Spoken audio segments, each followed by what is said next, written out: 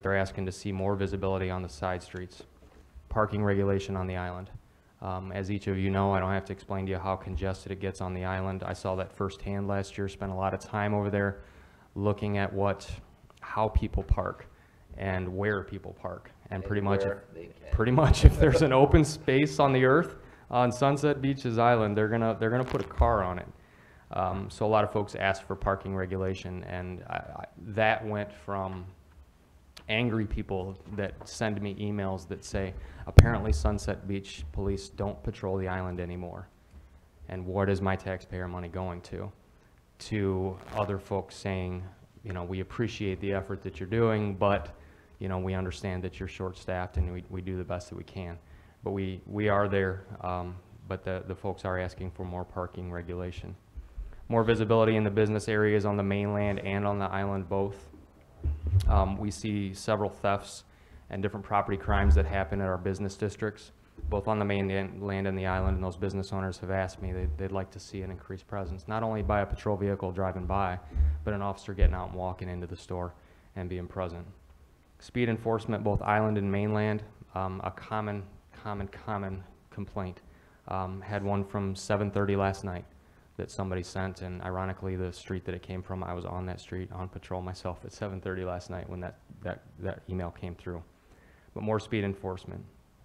They understand our staff is limited, so in exchange they settle for, or they ask for, what about a speed sign? Can we put up one of those speed signs like they see throughout the county that show the passing motorists their speed? And I'll address that when we get to that section of my budget. Multiple requests for the speed radar sign and increased patrols on the throughways such as Sunset Boulevard, Old Georgetown Road. The speeds in which vehicles are traveling on those throughways to get to Sunset Beach or to get through Sunset Beach, as I'm sure each of you know or each of you have seen in the past, is sometimes quite excessive. I've seen our officers write citations here in front of Town Hall heading towards the island, vehicles in excess of 60 miles an hour. That's outrageous. That's entirely too fast for a vehicle to be traveling here. And now with the bike lanes, we're encouraging more foot and bicycle traffic. And to have vehicles speeding in that fashion down Sunset Boulevard is dangerous for everybody. Golf cart enforcement, both on the island and the mainland. I've heard from different HOAs and different folks that the golf cart situation is getting a little crazy. And I'm sure if you spend any time on the island, which I know each of you do, in the summer months, you've seen it. I had a gentleman in here last week was telling me that what he thinks happens is parents rent the golf carts, they spend the day at the beach. At night, the kids are a little amped up, they're looking for something to do, they're a little stir crazy. Kids, go take the golf cart, go have fun, go explore the island. And then you got a group of 12, 13-year-old kids riding around at night with no lights on a golf cart, driving it pedal to the metal. Keep the bike paths clear for cyclists and foot traffic. Another complaint that I heard was, and that was, I'd get both sides of that. The people that we cite for blocking the bike lane come in to complain. My tires were only on the roadway this much, but what they don't understand is their mirror sticks out this much, and then the pedestrian traffic has to go into traffic to get around that mirror on that vehicle that's partially blocking the bike lane. So I hear it from that person who partially blocked the bike lane. I hear it from the other side, the person who is the bicyclist or the pedestrian that is forced to go into a busy roadway to get around a vehicle that is illegally parked. So we do our best to make sure that we're addressing both of those. So as I mentioned, the service level expectations, I think that folks in Sunset Beach are accustomed to a certain level of service. I don't feel that, that we should decrease that level of service. If anything, we should keep the level of service exactly where it is, or even increase it to meet these demands. I feel very strongly with that. I admire the fact that we are held in high regard, the police department, in the town of Sunset Beach, and I want to continue to hold that, to be able to be held in that same high regard to answer those calls for service. So if you'll flip to the back of the document there before we get to the map, there are two documents that I attached to this that outline our calls for service. I just kind of want to give you an idea of what we do throughout the year. And I've made sure that, I'm going to get rid of this stand, that we've done a better job at documenting everything that we do. And as attachment number 1 shows you, which is this document that has just the the type of calls that we had, and this is outlined from February of 2017 through February of 2018. This was put together by Assistant Chief Smith. And this shows. Simon Garfunkel. Should we break for a musical At least it intermission? was- Sorry, we'd like to listen to the rest of the song. I've got all day. At least it wasn't Rich. This outlines the type of calls that we've had in that year range from February 17 through February of 18, and the number of times that we had them. So you'll see several death investigations, opioid overdose, shoplifting, burglaries, so on and so forth.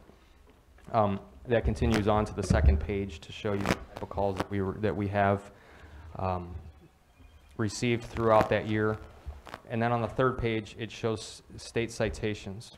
487 state citations were issued during that period, ranging from, as you can see there, no operator's license, expired registrations, no insurance, 168 for speeding in that year's time.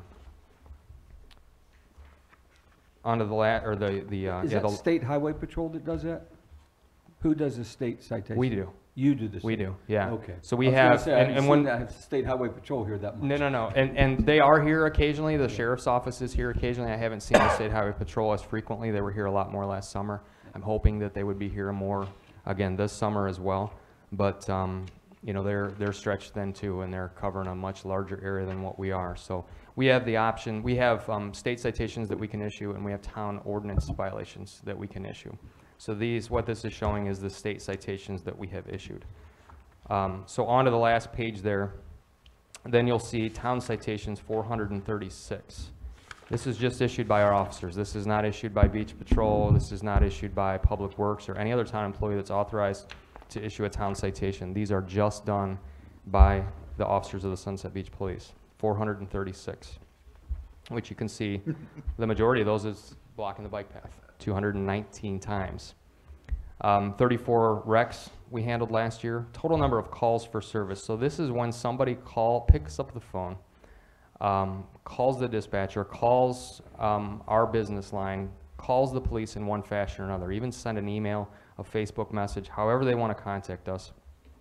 8,683 times in that year they called us to say, hey, we need the police here for this. 8,683 times. Total units of activity, 9,990. Now that could be a unit of activity is anytime a police officer gets out of the vehicle and does something. And I've made sure that we are documenting every time we get out of the vehicle and do something, sort of justifying our existence. So if somebody calls and says, somebody dropped a spare tire in the middle of Sunset Boulevard or at the top of the bridge, not a lot of people are comfortable stopping their car at the crest of the bridge going to the island and moving debris from the roadway. So they're going to call me and they're going to say, go move that. So we're going to go there, we're going to put the blue lights on so we're safe, we're going to get out, move that thing from the roadway and carry on about our day. That's a unit of activity. That's a service that we provide for our residents and our tourists. If you'll take a look here, and I'll give you this too that you can pass around. This is kind of hard to see. This is the biggest that my assistant Hiram could blow up for us. This is just a little easier to see. This is a little easier to see. As this outlines here on this map, the shaded areas, so you'll kind of see where there's different shades of purple. There's purple, light blue, yellow, and down into red is the volume of calls that we had in a particular area throughout the town.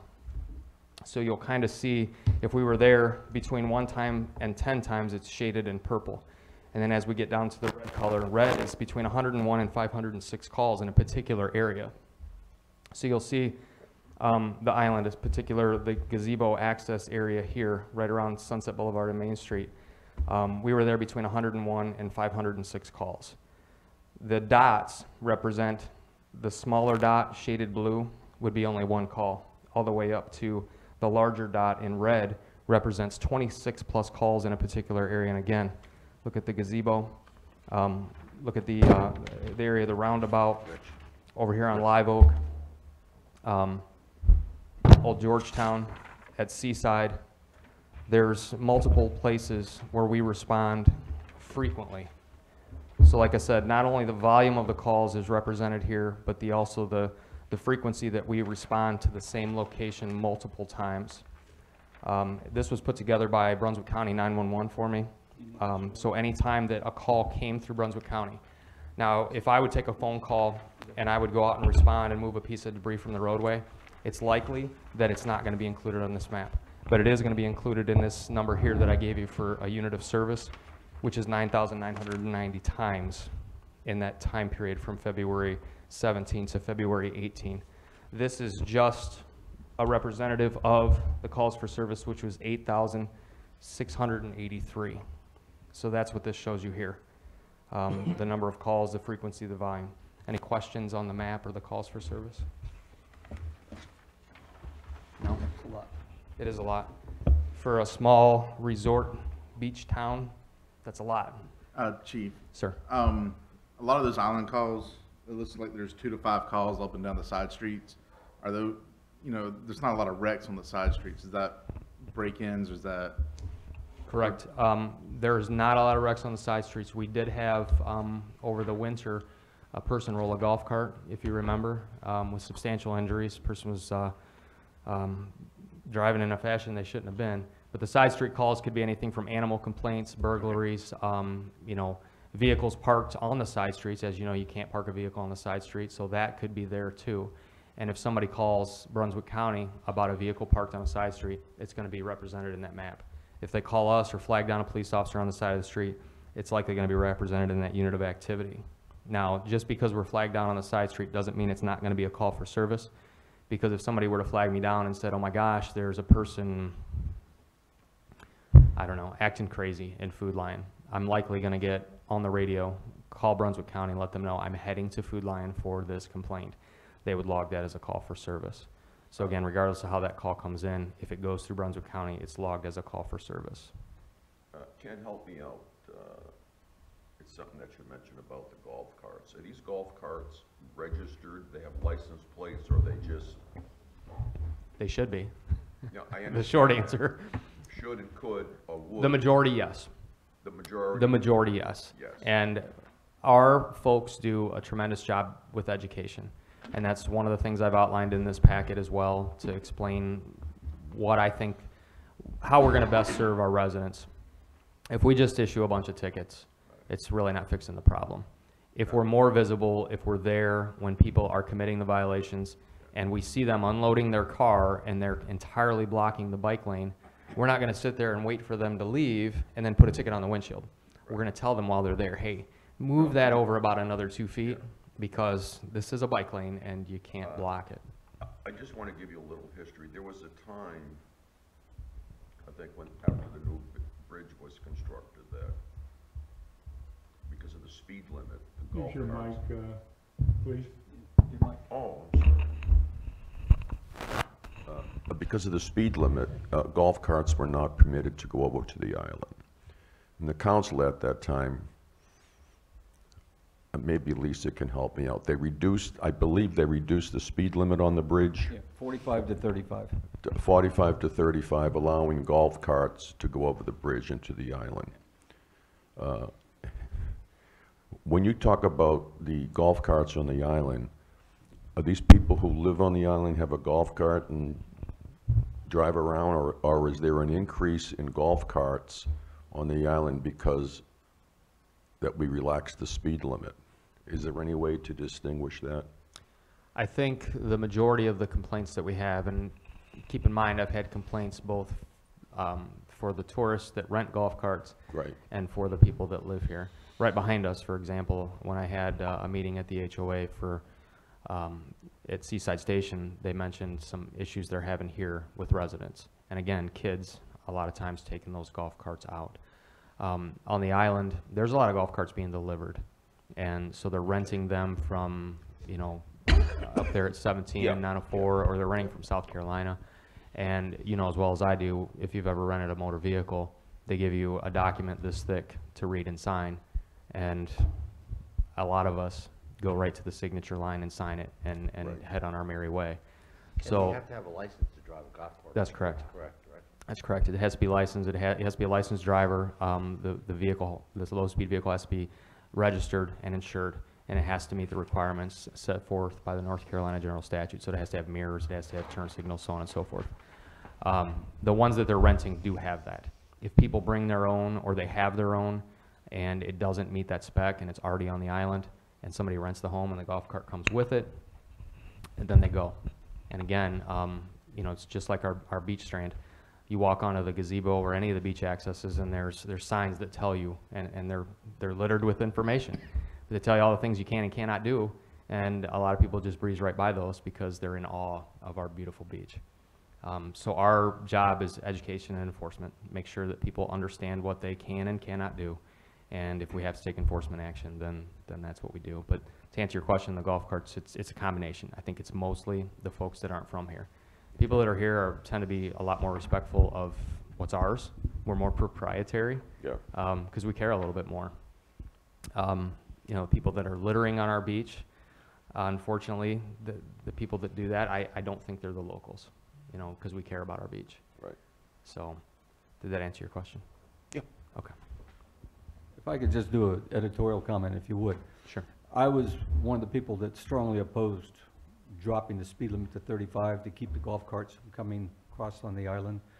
And I've probably, in the course of the last couple of years, rarely seen more than 2 or 3 carts in the course of a whole year, whole season that, You're right. that actually drive. The carts are delivered to the island or live on the island. Absolutely. You know, I haven't seen the problem being on the Right. causeway or the bridge. I've been here now, like I said, just over a year, and I want to say I've maybe seen a golf cart on the bridge twice. So, and it's, and one time heading towards, one time heading back, so it may have been the same guy, it might have been just one golf cart. But yeah, they're being delivered or they're already there, and, you know, unfortunately, parents are, you Yeah. know, giving them to the kids and saying, It's hey, go vacation. have fun, get out of my hair, you know, I want to relax, I don't It's want to listen to vacation. you. Yeah. Do you warn the first can when you catch a kid on the cart? We do, yeah, depending upon the circumstance. Obviously, if we have somebody that's, you know, creating a situation where they put somebody in danger, then we're going to take enforcement action, but we'd prefer to warn. Send them home. If they're kids, call the parents, educate the parents. Hey, you know, we understand. You know, you're on vacation. You want to have a good time. You want to get the kids out and let them, you know, get some of that energy out. But you can't do this, and here's why.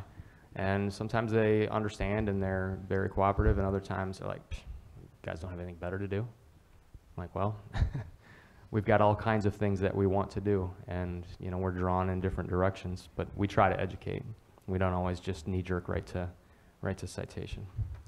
If I may, Mark, I've seen probably 3 golf carts going or coming from the island when I'm on the road. And the one experience, the people were in the lane, in the travel lane, where they're supposed to be, but traffic was backed up and people were crossing the double line.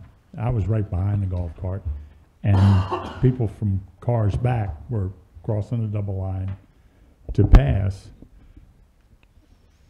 They stayed right in the middle of the traffic lane. The other 2 I saw, when they saw vehicles coming behind them, they got over in the pedestrian bike lane, which I'm sure they're probably not supposed to do, and allowed the traffic to pass. So I don't know the answer. That's not many times. Considering we have a house on the island and go over there often, especially during the summer. And I do have one more question about the town citations. There were 436. Do you know how many of those were paid? I do, and I'll get to that when we Okay. move a little bit further. So are there any more questions regarding the map or the calls for service before we move on? No. Okay, I'd first like to address the request for 5 additional vehicles.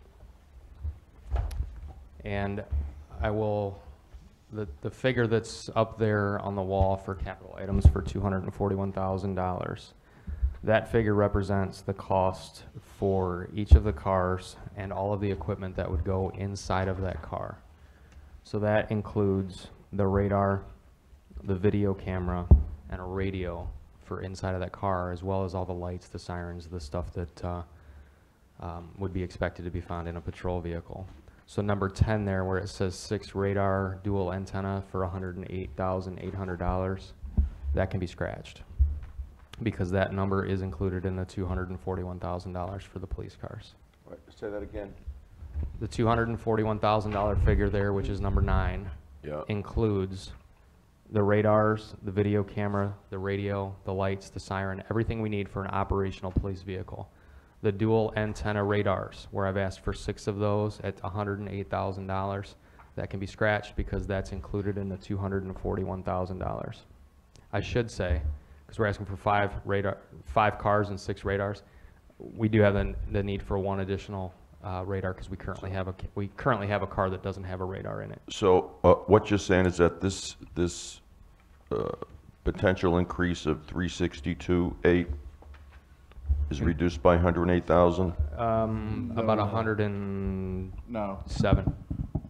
Well, Where he's looking at is under the, well, I'm looking at the police department budget. right, and if you go down to department vehicles, I'm just going down to where it says total, where the total reflects 362,000. Are you telling us to reduce to reduce the 108? no, like I told y'all yesterday, these numbers and these figures aren't accurate anymore. Things have been combined and redone. This was all done before, So this, as at the very beginning of the process. All right. That 241 for department equipment and department vehicles, right above that number you're looking at, that is inclusive of those antennas. What's It's not that the numbers that are presented to you are going down by What's the 108. total number now? There's a It's not 241 right in there 362. somewhere. I can't see it. yeah, so if Rich.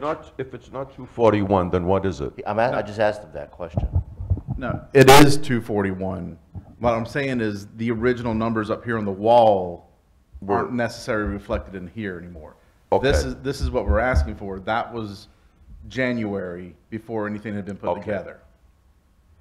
So the 241 stands, is what you're saying? Right, the Yes. 241 is a All right, I complete, just wanna a make- complete package. But that's fully equipped vehicles. It's full, everything you need, correct, it's fully equipped. So the idea behind, or my request, the reason that I'm asking for this is, there's several reasons as outlined in this package. A take-home cruiser program, which is supported by other agencies in Brunswick County. As a matter of fact, we are the only agency that doesn't do this currently. I'm not looking to say that we want to do this because everybody else does it. I'm saying that we want to do this because it's going to be beneficial going forward. I don't know if you remember a while back when we were talking about vehicles. Back in 2017, the department I came from, we had 20 vehicles or so, and we bought 2 police vehicles a year. And when I found out that Sunset Beach bought 2 police vehicles a year, I was very shocked, and I couldn't understand why a department with a fleet of 5 marked vehicles bought 2 a year. But then when I saw how they're driven, and when I say how they're driven, I don't mean that they're being abused. I'm saying that when a warm body gets out of the seat after a 12-hour shift, another warm body gets in that seat and does another 12-hour shift. The vehicle runs nonstop. The life expectancy of the vehicle that we have, those vehicles, we should easily get 5 or 6 years out of those vehicles. And the way we're driving them, we're piecing them together to get that kind of life out of them. They are oftentimes in the shop more than they're on the road. And with a small fleet, when we send somebody away for training, because I think training is very important, I value that, and again, to effectively serve the residents of Sunset Beach, we have to have well-trained, well-qualified people. But when we send them away to training, we don't expect them to take their own car. We ask them to take one of ours. If we don't have a car available for them to take and we're asking them to go to training, we have to pay them mileage to drive their own car. Ken, So- just a quick question. Sir. When you came here, how many vehicles did the department have? Because I know last year we purchased 2. 5 marked vehicles. Marked, had- how many unmarked? They have 1 spare, which is a old Crown Vic, which I don't even think it has a radio in it. It's insufficient because it's just a safety. How many unmarked?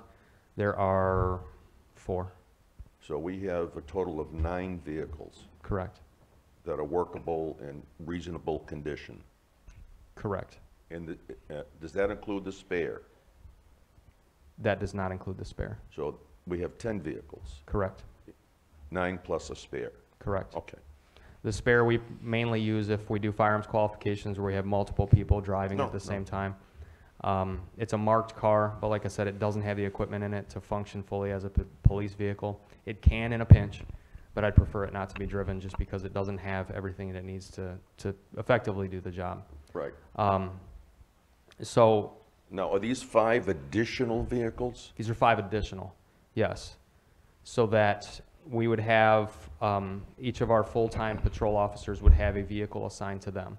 The only person that would drive that vehicle would be the individual that it's assigned to. So similar when we assign body armor, when we assign a taser, a firearm, a set of handcuffs, that's going to be equipment that's assigned to them. It's going to be driven by one person. In your So- report here, it said the radius. Why if you have a police officer that lives 40 miles away?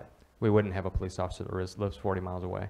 The way that these are done predominantly by the agencies that I've surveyed, which are outlined there, bulleted: Ocean Isle Beach, Shallotte, Oak Island, Leland, Brunswick County Sheriff's Office, Southport, Boiling Springs Lake. And I've also had a response from Holden Beach, which was after I put this together. But they have different restrictions. It's all policy-based, what you can do with the car, what you can't do with the car, how far you can take the car. I don't believe it's a benefit to Sunset Beach to have a car 40 miles away. If we have an officer that lives in Wilmington and says, well, I want to drive my police vehicle to Wilmington, that's not going to happen. Ken, we have, counting yourself, we have 14 officers. Correct? We purchased these 5 vehicles. I have 2 questions. We purchased the 5 vehicles, now we'll have 15 vehicles Mm-hmm. and 14 officers, Yes, sir. plus a spare. Yes, sir. That's how that's Okay. where my logic is going. If you look forward here to behind Hiram, I'm asking for 6 part-time police officers. No, I understand. And I'll need a vehicle here on the station if that's approved, and if Yeah. those officers come in to work a shift, All they'll right. need a vehicle to drive. Here's my if question. Okay? If you came here without what's on the board, would you be asking for new vehicles? I don't understand your question. All right. I did come here without what's on the board originally a year ago. Is that what you mean, or? Just- If you were doing a budget and there Okay. was no beach, Oh, there was 14 staff, and you didn't want to make any changes, would you be requesting to purchase any new vehicles? I'm not sure I still understand the question. I'm sorry. All right, let me try So to. if we didn't have a beach, if we didn't have the demand for the police service as outlined in this calls for service? No, last year we purchased 2 police cars. Yes. And I think the council made an assumption that we purchased 2 police cars, and then 2 police cars are going to be salvaged or whatever Mm-hmm. the town does with They them. were replaced. Hmm? They were replacement Yeah. cars. Yeah, Yeah. that's what I said. Yeah. Now, this year, excluding the part-time people, would you be requesting to purchase a No, I vehicle? understand. Right. If I was not trying to get this program where everybody has their own to try to reduce the cost and reduce the mileage and Right. reduce the wear and tear, I would have asked for 2. You would have asked for 2 Yes, sir. vehicles? Yes, sir. Okay. I Thank you. I misunderstood and I No, apologize. no, It took me a little bit to, I don't have all my coffee in me yet, so we're But, close though. but Chief, that's not because of the 6 people. That's because Correct. if you're not trying to do the take-home program, you'd have asked for 2. Because the life expectancy on 2 of the vehicles that I currently have in the fleet, if we continue to drive them the way that we're driving them, and again, the way we're driving them Yeah. means hot seating them. Yeah. So they run all the time. Right. You know, Does most apartments have 1 car for 2 people, 2 shifts? Or most police No. departments have a car per officer? as I mentioned here in this, in the second section of this, this presentation for the vehicles, Ocean Isle Beach, Shallotte, Oak Island, Leland, Brunswick County Sheriff, Southport, Boiling Springs, and Holden Beach all have vehicles assigned to an individual officer. The officers, that's their vehicle. As you know, I mentioned a rental vehicle earlier. If any of us have rented vehicles in the past, you treat a rental a little bit different than you do your own car. I'm not saying you drive it differently or you take unnecessary risks with it, but what I'm saying is you might park it in a different location. I know my own vehicle, when I go to a grocery store, I park as far away as I can because I don't want a door ding. If I rent a car, yeah, I'm probably going to park a little closer because if it gets a door ding, it's not mine.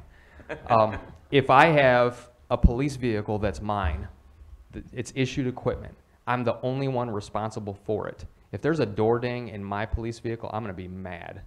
Not only that, if somebody dings my car, I'm going to report it right away because something happened to my car. When I've got 4, 5, 6 people driving the same car, somebody comes in and finds a mystery dent in the car, we have no idea when it got there, how it got there. The studies that I've included in this to support this program support the life expectancy of the vehicle. The value of that, granted there's an initial upfront cost, but in the long run it's going to save the town money because my intention is to not come every single year and ask for 2 vehicles. And as Councilman Serrato had mentioned, if this were not here, I'd be asking for 2 vehicles today because I have 2 vehicles that aren't going to make it for the next couple of years, and they're ready to be replaced soon. Now, if I can take those 2 vehicles that are getting close to being replaced and just say, okay, you're the only one driving it now, I'm going to be able to stretch out the life expectancy of that vehicle. Think in terms of your family. If you have a 5-person household and you've got 1 car and you've got 5 adult drivers and everybody has to drive that car, how much life are you going to get out of that car versus 5 cars, 1 car for every individual? It's going to stretch it out. Sure, it's going to pinch the wallet at first, but it's going to save money in the long run. Could you, Sorry, Joe. What kind of responsibilities do these officers have to take care of these vehicles? Currently, No, if we approve this budget and they get their own vehicle and they come back with a dig in the car, are they liable to fix that? absolutely. They're absolutely liable. They're not liable to come out of their pocket for it unless it was negligence. So if it happens in the performance of their duties, if it happens, responding to and from, if, accidents happen, I'm not going to ask an employee to come out of his pocket for it. But if an employee does damage a vehicle as a result of their own fault, they're going to be reprimanded for it. Now, do we allow police officers to smoke in the cars? No, absolutely not. No, the town policy prohibits that. can, Good, I- John. could you sort of outline to us what policies you would put into effect to control the usage of the car? You mentioned you wouldn't let them live in Wilmington, but Right. they use it off duty. How do they handle their weapons in the car? Do they store them in there? What can they do with the cars? And Since I've been here, we now have a storage locker where we store our Class 3 weapons, which are our AR-15 rifles or M4s, and our shotguns. An officer with a take-home vehicle is still not going to take that shotgun or that rifle home. It's going to stay here at the end of the shift. They'll be required when they're driving a marked vehicle that they have to wear this. So they're not going to come in at the end of their shift, change into shorts and a t-shirt, and then hop in a marked police vehicle and drive it home. They have to be dressed as if they're ready to respond. Because, and this is another benefit that's outlined in here, at turnover time, there are going to be at any one time anywhere from 4 to 6 marked police vehicles available. Either in transit to and from, you have an officer that checks into service on the radio, tells Brunswick County, I'm in service, I'm heading into work. So the whole way here, they're available for calls. And depending upon where they live, it might take them 15 minutes to get here. So we're getting 15 minutes of work out of that employee that's not costing us a dime. Because if he gets called or she gets called to something, they're going to respond. If they come across a disabled vehicle, they come across a crash, they come across anything on their way in or on their way out, they're able to respond. So the automatic weapons, the long guns, the shotguns, they will stay here. They, of course, will carry their sidearm, and they're expected to secure that when they get into their house. Once that vehicle is home. at their house, not in the car. At their house. No weapons stay in the car whatsoever. That's strictly across the board. The vehicles that stay here, you should be able to walk out there and look at any one of those cars and you won't find a weapon. They're all locked up in the building where they should be. Once the vehicle is home, that vehicle does not move again until that person comes back to shift. The only thing they'll be able to do with it is drive to and from work, patrol while they're here. If they're responding to a training class that we have scheduled, they are able to take that vehicle and drive to the training class and back home. That's it. They can't drive it off duty. They can't go to the grocery store. They can't take their kids to school. It is strictly for business only. As far as a radius, how far are we going to let them take it? That's yet to be determined. My thought is maximum would be maybe 20 miles. but I don't know for sure. Because of where we're situated, I don't want a car in South Carolina. So that's going to be another stipulation. Is We if do have this, officers that live in South Carolina. I do not. No? I have none. Okay. No. And if we did, they would not be eligible for this program. Okay. Another thought I have is, do we want to allow, and I've surveyed the, let me see if I have that here. No, this is for part-time. I've surveyed the other agencies to find out what they do with probationary officers. Do they allow a probationary officer to take a car home? So for that 1 year, that 365-day period where they're a new hire, do we let them take it home? Most of the agencies said they do. A couple of them said they wait until they're at least out of the field training program, which is usually 3 months. And then some of them said they wait the entire year. So that's something that we would have to determine as well. Again, I have several policies that were sent to me when I surveyed these agencies, and I have to find out what's best going to fit Sunset Beach. But no way will the vehicle be used off-duty. Did that answer your question? That was Mr. good, Corbett? thank you. Ken, if I could, I have sort of like 3 separate issues. I'm trying to pick your brain to understand things a Absolutely. little better, so try to bear with me. When you purchase a car, is it required to have tinted windows? And the reason why I say that, we're a small, supposedly resort-friendly town. Everybody loves us.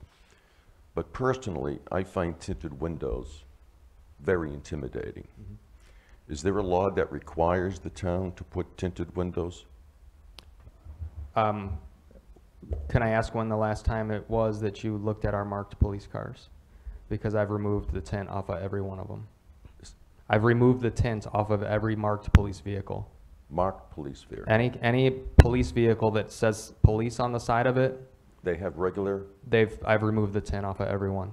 Because I felt the same way. If I drive down the street and I wave to you, I want to tell if you're waving back. I want to be able to look in there and see who's driving, so if I need to call you, all right, honestly, I didn't They're notice. gone. Honestly, I they're didn't gone. notice, but I The feel.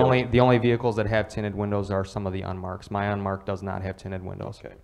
But there will not be a marked police vehicle with tinted windows. I feel the same way. Yeah, no, No, they've all been It was removed. frightening. They've I all mean, been removed. The other question I have is, a few years back, the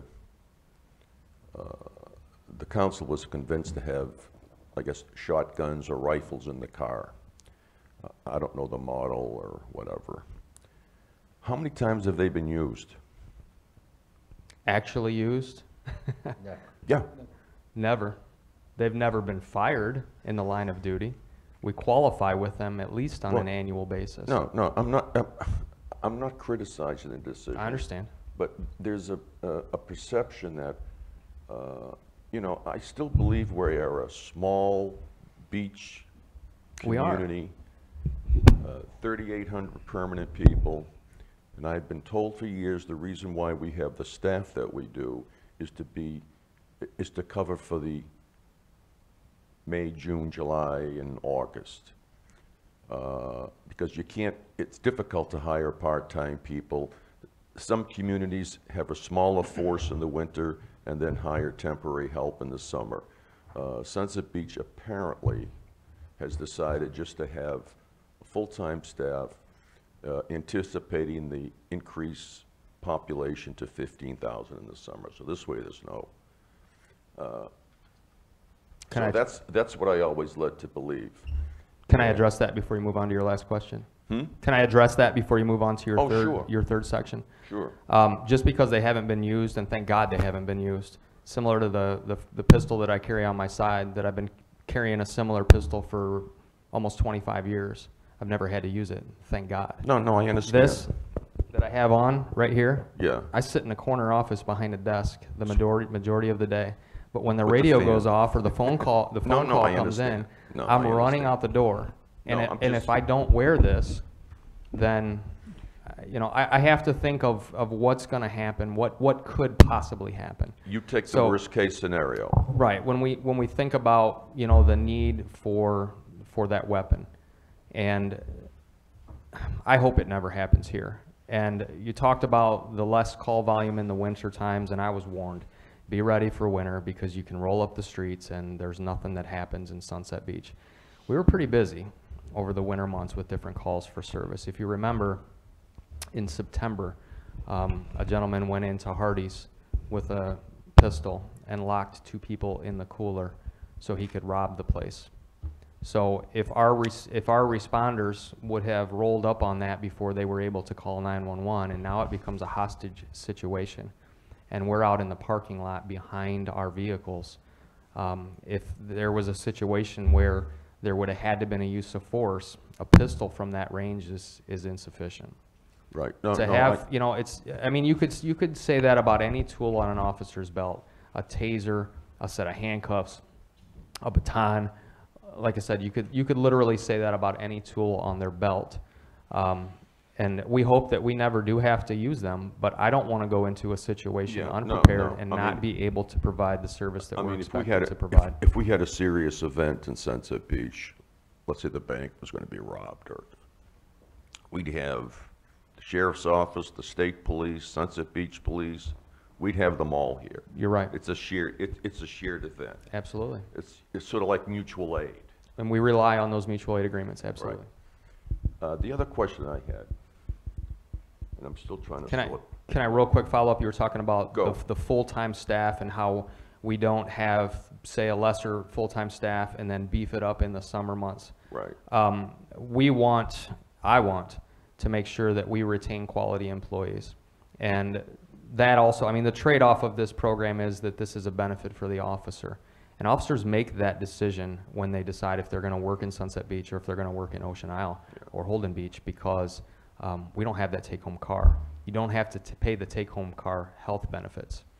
Right. Whereas if we were giving them more money, that changes on down the road. But to answer that question is why we don't have that. If we want to keep quality people, if we're every season, if we're hiring some temporaries to come in. Yeah, I'm not suggesting that we change our current Okay. staffing. But that's difficult when you want to hire an employee and you tell him we're going to hire you for 6 months. No, I understand Because that. the quality of candidate that we're going to get I is understand the gonna town's significantly logic decrease. when they set this up. Okay. Okay. My other question is your staffing, it's related to your staffing and shift coverage. I was amazed when we found out that we're paying, the first report was $200,000 a year for overtime. And most of the overtime is your department and the fire department. And this year, I noticed overall that the overtime has decreased. Has your overtime budget, I mean, you budget overtime, Correct. and primarily, I would think it's because of the holidays. People Not required to necessarily. work the holidays. Not necessarily. Yeah, and then, and there's always, There's instances where, Sick outs and and again, those kinds of again, things. with retention of good employees, they earn more time off. They're entitled to that time off, so when they take it, we have to replace that shift. Before I came here last year, there were instances where a patrol officer, if there were 2 patrol officers working a night shift, right, and one of the patrol officers called off sick, right. one patrol officer would work by himself. Mhm. I put a stop to that because I don't feel safe. I don't feel like I can sleep at night knowing that there's only one police officer out there to respond to a call, whether it's a domestic, whether it's a bank alarm, a business alarm. Regardless of the type of call that they get, one police officer is often insufficient to handle calls with the way society is today. Yes, we are a beach community, a resort town with not a lot of population, but there are a lot of visitors that come here. There are a lot of people that I've seen come from as far away as South Carolina, which I guess isn't that far away, Yeah. to come here to steal. Oh, there's no Because there's question. nice stuff in Sunset Beach. There's nice properties in Sunset Beach. And if the people around us know, hey, Sunset Beach only has one guy patrolling the entire town, you can get lost in Sea Trail. What does Ocean Isle, I mean, because we work on a mutual aid. I We mean, do. I would think if an officer had trouble, they would call Ocean Isle or a phone number for mutual aid. Or the Correct. sheriff, or the They could. Ocean Isle, or the. They could. But I can tell you from, my years and my patrol experience, when I am laying on the ground in the roadway, wrestling with a person who does not want to comply with me, and I get on the radio and I scream for help because I'm getting winded All Right. of this stuff makes it hard for me to fight and do effectively Right. do my job. And I know my closest help is in Ocean Isle. Mhm. Again, So, I can't sleep at No, night. I'll I'm give you a just- perfect example. Last night, one of our officers' father fell ill. He called out. Nobody was available to take that overtime. I worked until 10 o'clock last night to cover the shift so that this officer didn't have to work alone until another officer could relieve me at 10 o'clock. all right, I don't want to get into your overtime system. I don't know if it's required or I mean, people take turns at it. I don't want to get into the overtime system. I don't want to get down to the weeds. Well, we will get there when we talk about part-time personnel. Yeah. Because that is another way that we can reduce the overtime budget. If I can pay a part-time employee, and we're jumping way ahead, but if I can pay a part-time employee $12 an hour to cover last night, instead of paying an employee $30 an hour to cover on overtime, it would have saved us a significant amount of money. Yeah, there's just, I don't know if I mentioned this before, but I have always been impressed with the sheriff's office in the sense that they have a citizen volunteer patrol service. Everybody wants increased patrols. They feel a sense of security. No one can, I mean, sometimes you can prevent crime, but most of the time it's reactionary. What would you think if we had, there are many retirees in this town who are former police officers. Charlie's one. And what is your thought of having a citizen volunteer patrol to do, to do the streets in the island, just drive around, check things out?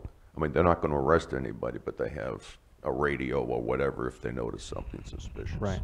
And I don't know if you're aware of this or not, but I currently have 2 volunteers that I'm going to use air quotes again, employ, which are both retired police officers from upstate. And they are working to fill my records room and helping out with some clerical duties. I've given thought to taking one of the spare vehicles we have, but we'd have to spend some money to remark it so that it's not a marked police vehicle because they have no police authority.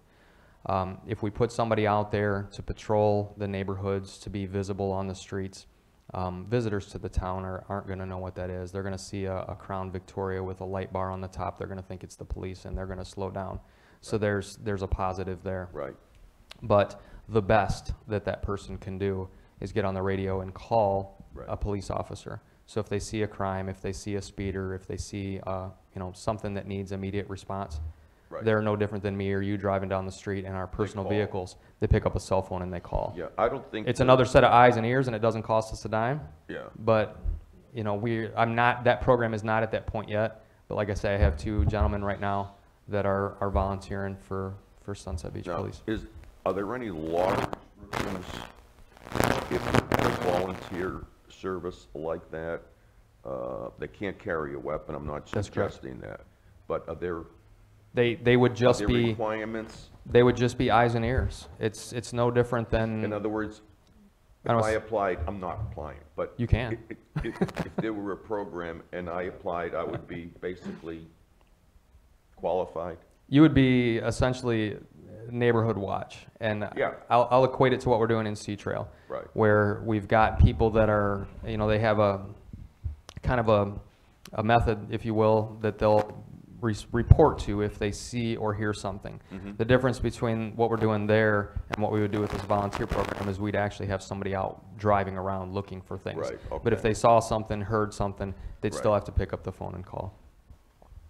So it's not going to change the fact that, if there's one police officer in a police vehicle with, full Yeah, capabilities, he cannot be paired with a volunteer. Right. Because he still has no backup. right, right, There still has to be a person there just in case. right. Ken, are you gonna go over why the new police officers are part-time, summertime? You gonna I am. Cover that now? Yes. Well, if I can just keep the order that I've got in the Absolutely. packet. Okay. So I guess just to close out on the vehicles, the usage that we currently have, as it mentions, they're driven at a minimum 12 hours a day, often 7 days a week. Sometimes they're driven 24 hours, as it mentions, and I said that, you know, our vehicles are taken away from us if they're taken by officers to training, if they're to meetings, or when a car is out of service for mechanical reason. For example, when I worked last night, I tried to drive car 10, which is our newest car, and there's a nail in the driver's side rear. And I've got a reminder in my phone for 1 o'clock today to take that to Napa. So that car can't be driven, so that takes us out. I mentioned the officers look at this as a benefit, and we talked about wanting to retain and attract quality employees. And officers do use this when making employment decisions. And versus a higher wage, the take-home vehicle does not require additional benefits as a salary increase would. Are there any other questions with regard to the vehicles before we move on in the packet, which the next, the next thing, if you want, Well, I sir. do have one. I mean, this is, everything you've said is the positive side. Is there any references, or what historically is the downside of having, other than the initial startup cost, what's the downside of take-home vehicles? as long as you have a strict policy in place, the downside of what the officer is going to do with the car is minimized. The studies support that there are fewer crashes, there's more availability, increases employee morale. That initial startup cost, yes, I mean, you're looking at it right there on the board. But as you point out, that balances out over a number of years. It would, yes. Ken, do you have that number by chance? I mean, what, in a 3-year period, how much money would it save us? That's, I don't know. The best way that we're going to be able to figure that out specifically for Sunset Beach is just to track it and be able to report back in that time to say, this is what we save the taxpayers of Sunset Beach, knowing that if we're buying 2 a year and over a 3-year period, we've only bought 2 additional cars, then the savings is there. Also, we can track very easily the amount of money that we spend on maintenance of vehicles. And I believe, I don't know if I put that number in here, but I believe that the amount of maintenance that we've spent year to date would have purchased a new vehicle. We've spent that much already. And like I said, I mean, I have service requests coming through on a regular basis. Tires, you know, brakes, things that wear out. Normally, we don't replace brakes as frequently in our own vehicles because they're driven by one person or maybe you and your spouse. But here, when you've got a multitude of people driving them, and they're driving them sometimes at, you know, they're doing heavier braking, they're doing sharper turns than what you or I would do, and those things wear out quicker. And then you put, you know, 3 or 4 people driving one vehicle around the clock. It takes a toll on those cars. It really does. Yeah, Ken, the only last question I have is, this is me personally talking, I don't like to see my department head doing overtime that others can do. I didn't get paid for it. Huh? I didn't get paid for it. That's not the issue. I understand. Because you have other responsibilities and duties, and basically you're here 7 days a week, 24 hours a day, and I think we all accept that and appreciate it. Do you have a mandatory overtime program? Do you have a list of overtime and who takes it? And We do.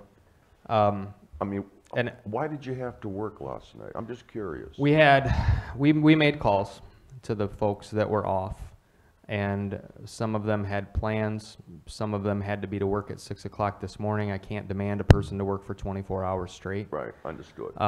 The individuals that were off that had plans, I could have said, cancel your plans, tell your wife you're coming to work, I'm ordering you to work. Okay, and that would have been. What that does to employee morale Yeah, I understand. is very, very difficult. understand. But And Ken, it's something hard like to this recover happens from. very seldom, correct? It does. Like I said, last night, an officer, his father-in-law fell ill, and, you know, I don't have the heart to tell that officer, well, hey, Yeah. keep your phone on, and if something happens, we'll cover you. You did the We right got to thing. give them that time off. So it does happen infrequently, but it happens, and it's evidenced by our overtime budget. We want to make sure that our officers are trained, so we send them to schools. We send them to schools more in the off-season because our call volume is not as great in the off-season, so we have the opportunity to get that training in the off-season. So again, we want to be sure that we have everybody here, and if we send one person away, our schedule is good, until an officer sprains an ankle playing basketball and can't come to work, or comes down with a cold and doesn't want to come into work and affect everybody else. And then we run into a situation where we have to ask for overtime. And again, I don't feel comfortable telling a guy, hey, you're going to work all by yourself, and if you need help, All right, I call the understand. sheriff's office. They might be in Leland. They might be wish I able to worked- come help you. I You know, wish I I worked can't, for I you. can't go to that person's spouse and say, I'm sorry, your husband got hurt last night because we couldn't pay the overtime No, to no. have a backup for him. Been there, done that, and I wish I worked for you. We've got applications if you're interested. No, you don't. I'm teasing. No, you don't. Chief. Sir. Real quick, I got a question. You know, let's say the cars get budgeted and everybody's got to take home. If a car does like if it's got to be in the shop for some reason, I know you said you got that one backup, but it's not really police ready. What would you have? I mean, the officer have another option to be able to come into work if their vehicle's in the shop? What we would do is we would probably grab from the closest person. So if that person's vehicle is down, we would ask somebody to leave their vehicle here. And we may just do it by seniority. So take the lowest person in seniority and tell them, hey, until that vehicle comes up, leave your vehicle on station. Chief, how many cars right now go home? Your car, Just the unmarked Joe's? cars. Mine, Joe's, and the detectives, that's it. so it's 4 cars going home every night. Yes. Yes, and the reason behind that is because if something does happen, we're one or all of the 4 that are coming out. Any more questions about the cars? You know, looking at this at first,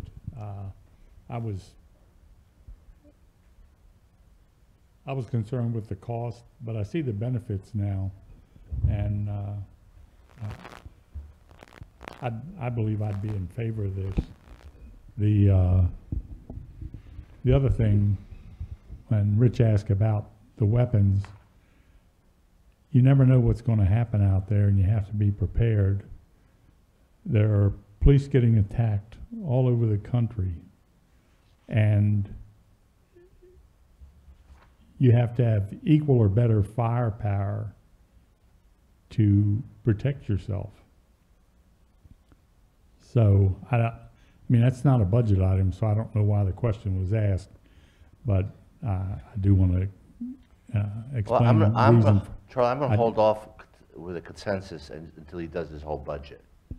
All right? Is that okay, guys, for everybody? 'Cause this is a I little bit- wasn't asking for consensus. I know. I was I understand. stating my thoughts on it. Yesterday, we did that on items, and today, with this big budget, I'd like to go through the whole budget before we vote on anything, or have a consensus on anything. Is that all right, Chief? I'm at your discretion. All right. I'm not going to tell you when to make a consensus. If there's no more questions, then specifically about the vehicle program, the next thing that I have that I want to talk about is the UTV. Are there any other questions about the vehicles? No. Okay, thank you. So the UTV, again, I preface this with the number of parking complaints, the number of concerns that we had, the number of requests that we had for patrols for visibility on the island. My intention for this summer is, if this budget is approved in whole or part, if I have the extra personnel and if I have this UTV, that I want to break the town into zones. I want to assign officers to patrol specific areas of Sunset Beach for a quicker response time. Because we don't have GPS in our car, meaning we can't tell where the other patrol vehicle is. So if there's 3 people working, it's possible all 3 of those vehicles could be in Sandpiper at the same time, and we wouldn't know it. It's possible that all 3 of those vehicles could be close to the island, and we may not know that. But if we have the ability to tell somebody for even the first half of your shift, you're not crossing the bridge, and they're going to spend the entire tour, or at least half of their tour, on the island, we can better serve the needs, the requests for our citizens and our visitors on the island. Same way if we break the mainland up into different areas, and we tell the officer, you're going to patrol this area today, and this officer is going to patrol this area. Again, there's increased visibility because we're driving down the same street more frequently. With the UTV, it's better maneuverability. I know there was a presentation not too long ago, or it really wasn't a presentation, it was a discussion where the fire chief had mentioned the amount of calls that the police had to respond to the Strand. And I believe that number was, I think it was 20, give or take, somewhere around there, which isn't a lot, I'll agree. But what is not noted there in just the police calls is the amount of times that we go there to assist the fire department or assist the beach patrol. The specific calls for the police where we need a police officer on the beach, yes, those are infrequent. Mr. Corbett will attest, he saw our police officers acting as first responders, working a man who had a cardiac arrest in the parking lot of the gazebo. Anytime there's a missing adult, a missing child on the Strand, that's a beach patrol call, but the police go to that call as well. When we hear that there's a particular kind of call on the beach, and I've spoke with the Deputy Fire Chief, Richard Childress, about working better together to make sure that we're responding with beach patrol if need be, so that we can hear the call come in. If we know that there's a disorderly person or somebody's being loud, perhaps there's an overindulgence on our beach Strand, we tend to start that way. And if we have this vehicle, if we have a way to get onto the Strand and maneuver a little bit better than what those SUVs can do, we're going to provide a better service. We're going to make sure that our residents, our visitors are protected. We're going to make sure that our beach patrol, who are unarmed and often probably not well trained with de-escalation. As you know, beach patrol is staffed a lot of times by college students that are on spring break. They have some people that come back year after year, and they have some very, very good employees. But I think it's important that we are able to respond to them if need be. I have a question real quick, though. Sir. This won't be a presence on the beach all the time. Absolutely not. No. Will you limit it to like 2 up and downs a shift? I'm not going to put a number on it, only because if they have to go out there for another reason, I guess what you're saying for a routine patrol. Right. I think- my question is, it is Sunset Beach. And I know we have calls out there, and I'm for this, but I don't want them to have a presence there 24 hours a day on the beach. This, to answer your question, the purpose of this program, the purpose of this utility vehicle is not to patrol the beach. It's going to come with some rugged tires. I'm probably going to replace those because the majority of the time it's going to be driven on the roadway. This vehicle is going to help us take control of those golf cart issues that I talked about.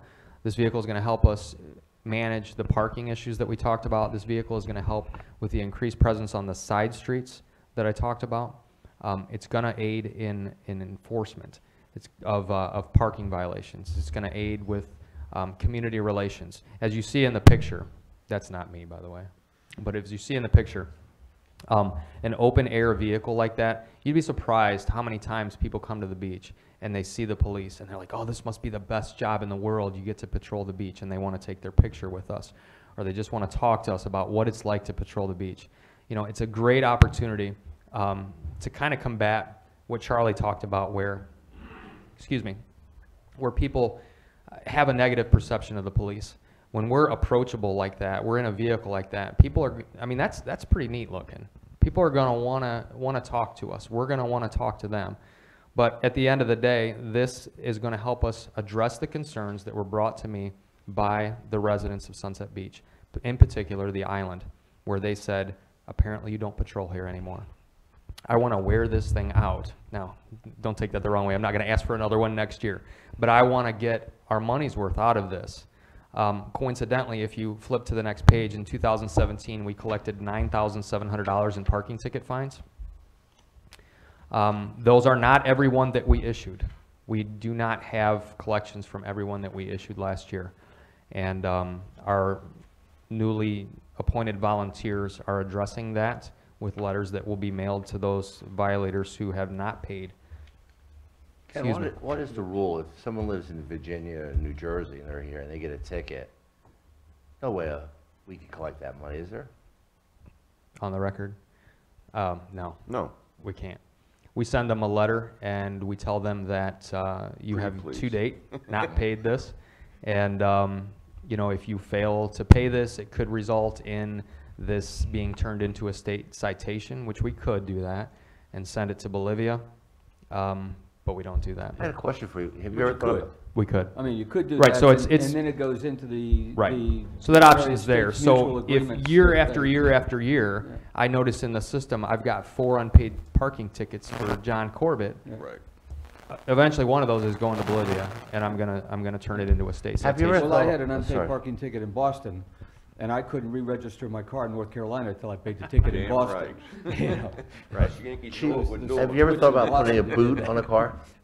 Booting them, so they have to pay before they get their car? Honestly, no. I know Mark does it at the pier. I haven't thought about that. The problem we have with that is it's not, we're not asking them to pay it before they pull out of the fire lane or before they pull out of the bike lane. So if I boot a car in the bike lane, our tickets give them 72 hours to pay. So we're letting people return to their vehicle, pull it off the windshield, get it out of the bike lane. So if I don't know what the cost of a boot is, but we'd probably need 100. Boots. I mean, they're Doesn't justify the cost. right, and then I'd probably need an employee specifically designated to boot vehicles. It's that bad in the summertime.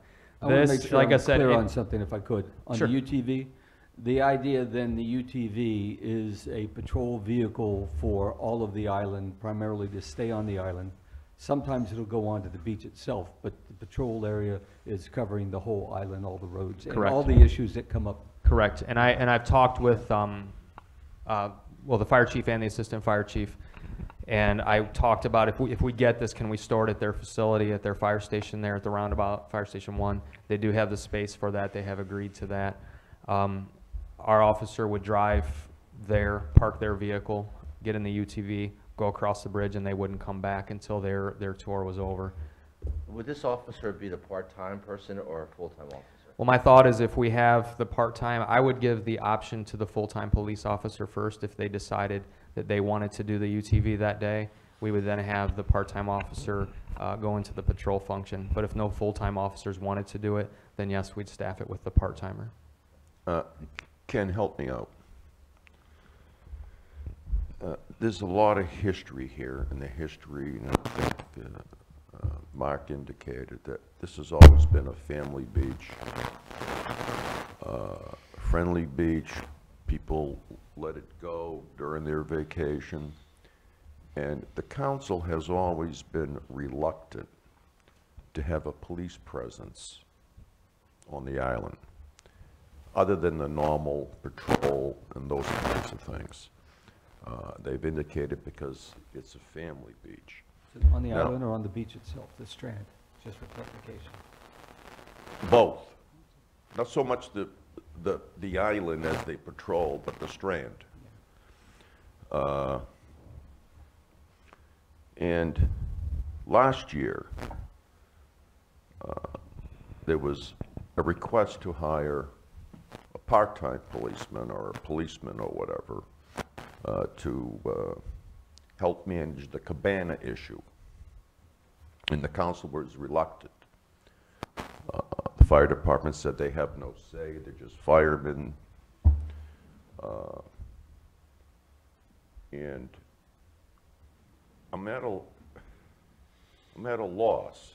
I mean, is this need because of any emotional cabana disputes that we continue to have? Is this part of the buildup on the Strand? No. The very first page that I referenced when we got into this presentation about the requests from our residents, what do they want from Sunset Beach Police? Are we meeting their needs? Tell me what we can do more of. Tell me what we can do less of. And this is one of their the things, request. one of the things, well, they didn't specifically say buy a UTV and patrol the island with it, but Right. they said everything from apparently the police don't patrol the beach anymore, or the island rather, to, we see you sometimes, but we would like to see you more. And Yep. again, if we have two people working and we don't know where each other are at, we both could be in Sandpiper. And Yep. yeah, there is no presence on the island. So with this program, this gives us greater maneuverability. I mean, you know how crowded it gets there in the summer. And I want to be able to educate people. Like I said, I tell them, you can't park there. You can't block that driveway. People look at a house that doesn't have a finished surface for a driveway, and they block it because they've never, I'm from Ohio, I haven't seen it. We don't do that in Ohio, but they do it here at the beach. Yeah. And people don't know, and they block that driveway. If I'm driving this vehicle, I can just pull right up and say, hey, I'm sorry, but you know, folks, this is where you have to move your car to, and this is why. And it's going to be easier for us to navigate, to interact with people, and to do our enforcement job as needed, and be present to meet the demands of the people that live on the island that asked for that. It has nothing to do with the cabanas. The cabana issue really wasn't raised until, I guess it's been going on well before I've been here. Well, Decades. the reason why I say that, because I'm Decades. anticipating a lot of confusion this year on the Strand regarding cabanas. As you know, received an email from someone who's a vendor who seems to attempting to avert the ordinance. I don't know how that's going to shake out. I don't know. He has mentioned that he's going to have volunteers. So in other words, I go to his shop, I rent a tent, and he's going to say, I'll have somebody down there at 10:30, where do you want it?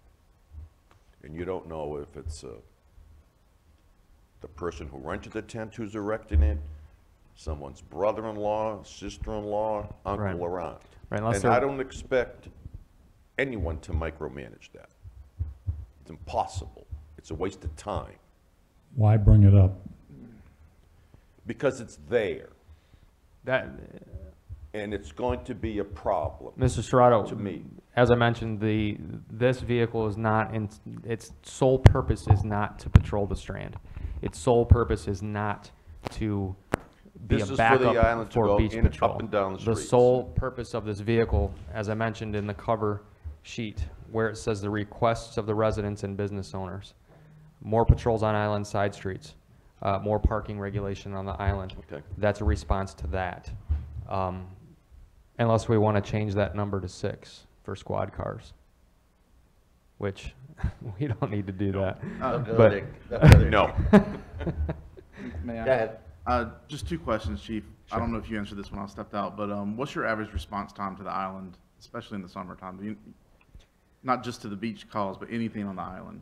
I mean, It depends. That's a difficult one to answer. And I've left from this building before for folks that have been swept away in a rip current, and that's a beach patrol call. That's a fire call, but we go. And it takes some time depending upon the amount of traffic. I mean, you can't go over that bridge at 65 miles an hour. And if traffic's backed up, it takes several minutes to get there. And, you know, this isn't very far from 700 Sunset Boulevard to the gazebo is not very far. But getting there, unlocking the gate, driving the police car on the beach, all that stuff takes time. What I did notice was anytime we've had a medical emergency on the beach, our first responders go there, the fire department's first responders rather, and they provide medical aid. But as I'm sure you're aware, if you haven't seen it, when you see it, you'll know what I'm talking about. There are lots of people who want to come over and help, whether they're trained or untrained. They want to help, or at least they want to watch. And sometimes, I hate to say it, but they just want to videotape it and get their 5 minutes of fame. So that's where we come in to tell those people, back away, let them do their job. If there's an entire family there and a loved one goes down because they're having chest pains, we're there to take control of the family, to counsel the family, to make sure that they understand they're in good hands. We're going to do the best we can to help save your loved one, and then to give them instruction on where they can go to be with them.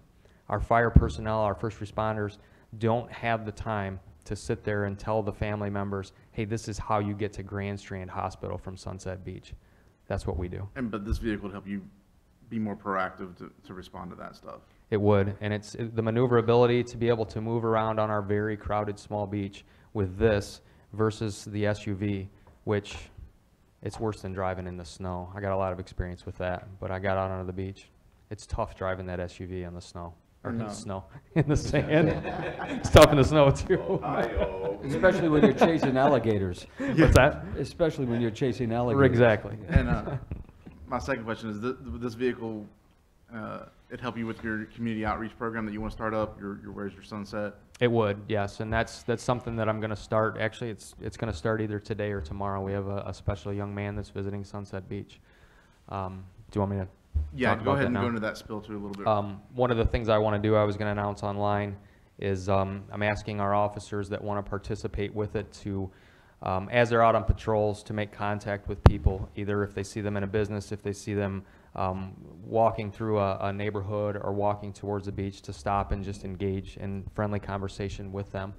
With the family's permission, I'm asking the officers to take a picture with the family, just get their first names, find out where they're from, how many times they've been to Sunset Beach, because I was amazed at how far away people travel to come to Sunset Beach and have been here for 10, 11, 12 years, coming to the same place.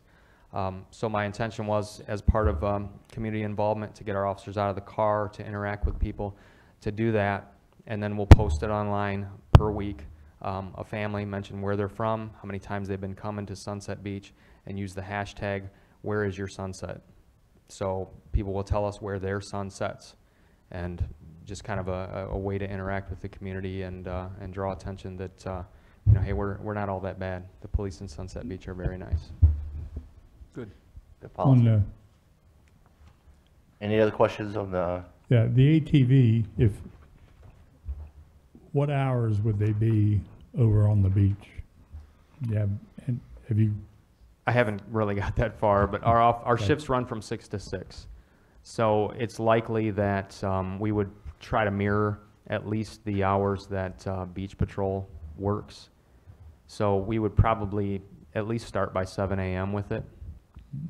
Depending upon how it's equipped, if it's going to be safe to patrol it at night, we might operate it a little bit into dusk, but I don't think that we would be, I know we wouldn't be out there after midnight. It would be something that was primarily driven during the day, maybe into the dusk, but that's probably it. You might consider 4th of July week as a time to alter the hours a little bit. Right. We have a high demand for police presence Absolutely. during that week. Yeah, And- depending upon the, you know, what's going on here in town, then that's, you know, that we'll adjust that accordingly. And I, speaking of your, I'm sorry, Charlie. I don't want to see an ATV back and forth on the beach. But I do believe in a police presence because of, it will make people think, oh, they patrol with that ATV. Then people think twice before they commit a crime or some act of mischief. And I think you'll get good response from the residents who say they never see police on the island. the unfortunate thing now, people will call you and say, you're on the island too much. That's possible, yes. But I do believe that there would be value in this. I think that it would be a benefit to our residents and our visitors. Had I not, I would not have presented it in this package. And I do believe it's going to pay for itself. Like I said, I'm asking for $20,000 so that the vehicle can be outfitted. We collected $9,700 without having the records personnel following up with unpaid tickets. If we have somebody that's designated to the island, again, education I think is more important than the enforcement action, than the actual issuance of the tickets. But there's going to be occasion for that. And if that individual is there specifically patrolling the island, making sure that everybody's safe and doing what they're supposed to be doing, I think that number would go up. And I can't say that we'd pay for it in year one, but I'd be willing to bet that in 2 years that vehicle's paid for just out of paid ordinance violation tickets. But even the value is not necessarily whether the tickets pay for it. I mean, Absolutely. we would anticipate, you know, much greater safety by the presence that's there, and we would anticipate actually a drop in violations because people will pick up the idea quickly that they're going to be ticketed a lot quicker. Right, and it would, and learn. with And- us being there more, we'd have the opportunity more to see people getting out of their vehicles where they're parked in violation and tell them before they walk away from it and Yeah. go to enjoy the beach, you need to move your car.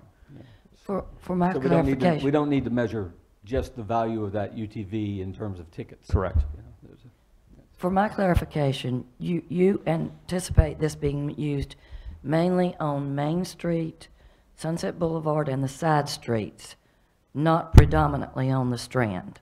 That's absolutely correct. Thank you. It will be available to respond if needed to the Strand, but as Mayor Benton said, it's likely that we'll put some sort of restriction so that we're not, you know, the main travel is not up and down the Strand.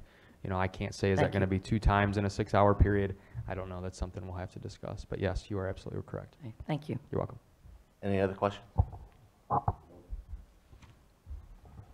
Okay, the next item I have is the part-time personnel.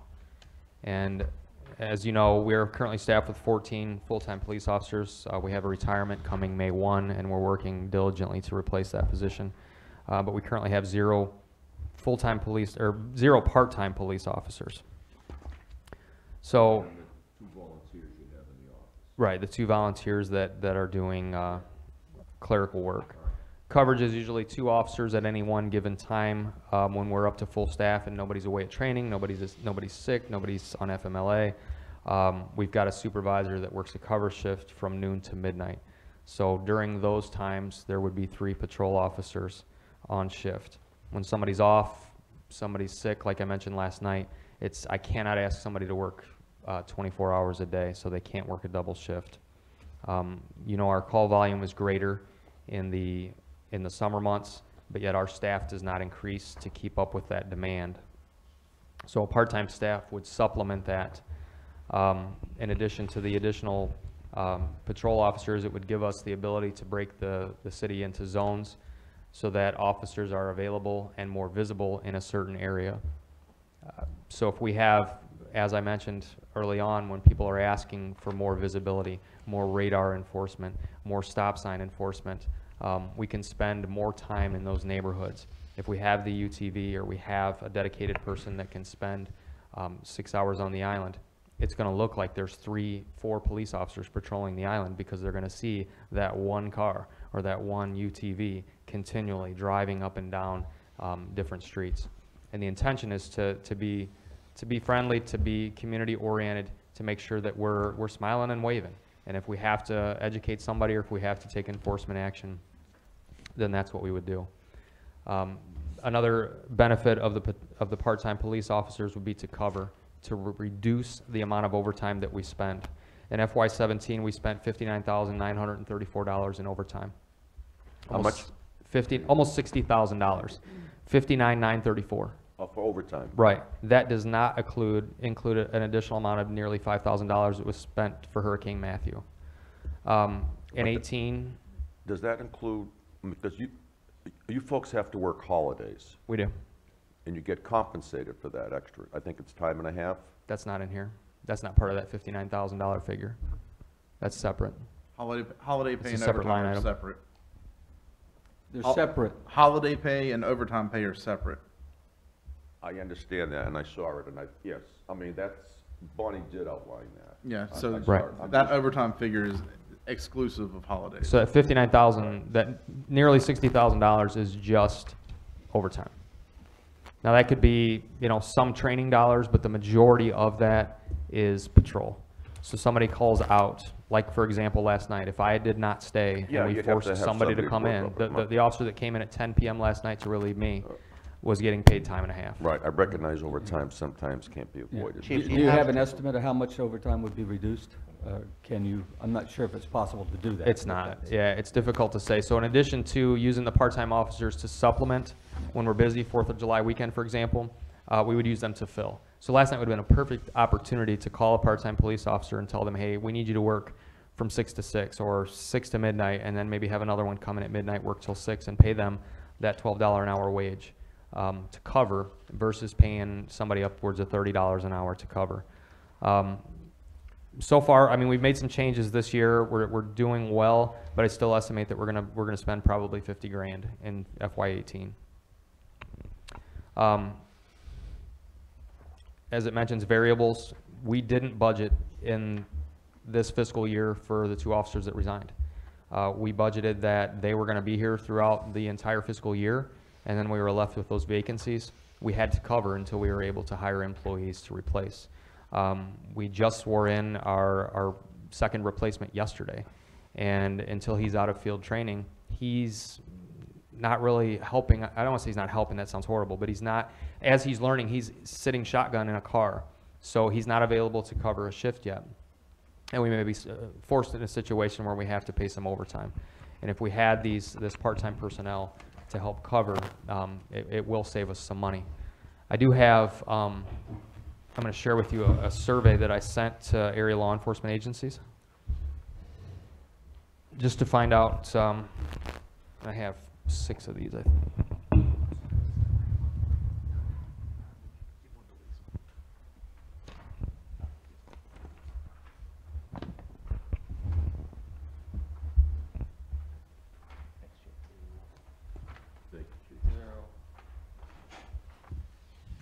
Chief, before you get started, you guys want to have a short recess? Yes, please. Okay, is that right? I'd like to put a short recess. And I know John's over there squirming. So, okay, good.